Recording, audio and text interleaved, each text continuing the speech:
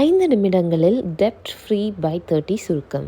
இன்றைக்கி இருக்கிற லைஃப் ஸ்டைலில் படிப்பு, கார், கிரெடிட் கார்டுன்னு ஏதோ ஒரு கடனில் தான் நம்மளை பல பேர் சிக்கியிருக்கோம். ஆனால் 30 வயதுக்குள்ளே நீங்கள் முழுமையாக கடன் இல்லாத ஒரு சுதந்திரமான வாழ்க்கையை வாழ முடியும்னு சொன்னால் நம்புவீங்களா?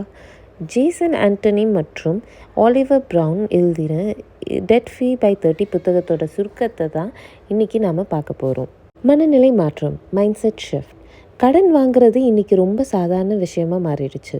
எல்லாரும் தான் இஎம்ஐ கட்டுறாங்க அப்படிங்கிற எண்ணம் தான் நம்மளோட முதல் எதிரி. சமூக அழுத்தம். மற்றவங்களை இம்ப்ரெஸ் பண்ண கடன் வாங்கி செலவு செய்யாதீங்க. உண்மை நிலை. உங்ககிட்ட எவ்வளவு பணம் இருக்குங்கிறத விட நீங்கள் எவ்வளோ கடனுக்கு வட்டி கட்டுறீங்கிறது தான் முக்கியம். தீர்வு. கடன் இல்லாமல் வாழ்கிறது ஒரு தவம் மாதிரி. ஆரம்பத்தில் கஷ்டமாக இருந்தாலும் பின்னாடி அது உங்களுக்கு பெரிய சுதந்திரத்தை தரும். உங்கள் கடனை வரிசைப்படுத்துங்கள். தி டெட் இன்வென்ட்ரி. நாம் செய்கிற பெரிய தப்பு என்னென்னா, நமக்கு எவ்வளவு கடன் இருக்குதுன்னு நமக்கே முழுசாக தெரியாது. ஒரு பேப்பர் எடுங்க, உங்ககிட்ட இருக்கிற எல்லா கடனையும் எழுதுங்க.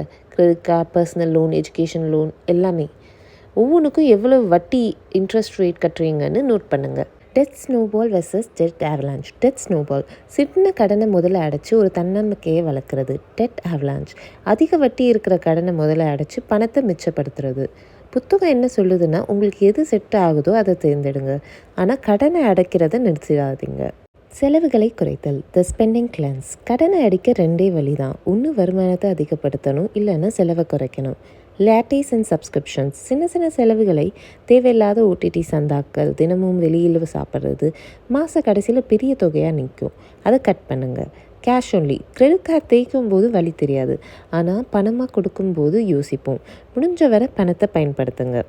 Emergency fund. கடனை அடைக்க ஆரம்பிக்கும் போதே ஒரு சின்ன அவசர கால நிதியை சேர்த்து வைங்க.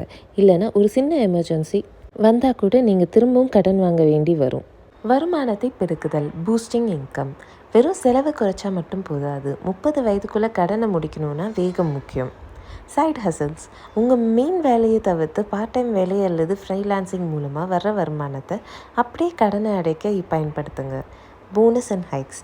ஆஃபீஸில் கிடைக்கிற போனஸ் அல்லது சம்பள உயர்வை கொண்டாட்டத்துக்கு பயன்படுத்தாமல் அந்த மொத்த பணத்தையும் கடனை குறைக்க போடுங்க. 30 வயசில் நீங்கள் கடனே இல்லாமல் இருந்தால் உங்களால் ரிஸ்க் எடுக்க முடியும், பிடிச்ச வேலையை செய்ய முடியும், நிம்மதியாக தூங்க முடியும். இந்த புத்தகத்தோட முக்கியமான பாயிண்ட், கடன் ஒரு பாரம், அதை சுமந்துட்டே ஓட முடியாது.